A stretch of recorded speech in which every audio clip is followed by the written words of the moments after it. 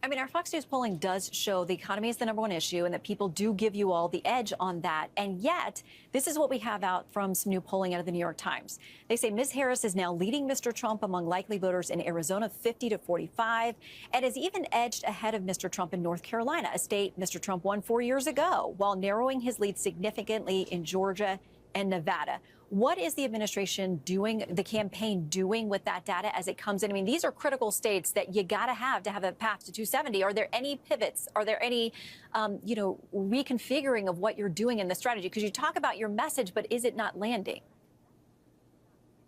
Well, let me say two things about this, Shannon. First of all, the polls tend to radically overstate Democrats. We certainly saw that during the polling of summer of 2020 and summer of 2016. And of course, a lot of those polls were wrong when it came to Election Day. The second thing I'll say, Shannon, is what we have certainly seen is that Kamala Harris got a bit of a sugar high a couple of weeks ago. But what we've actually seen from our own internal data, Shannon, is that Kamala Harris has already leveled off. If you talk to insiders in the Kamala Harris campaign, they're very worried about where they are because the American people just don't buy the idea that Kamala Harris, who has been vice president for 3.5 years, is somehow going to tackle the inflation crisis in a way tomorrow that she hasn't for the past 1,300 days.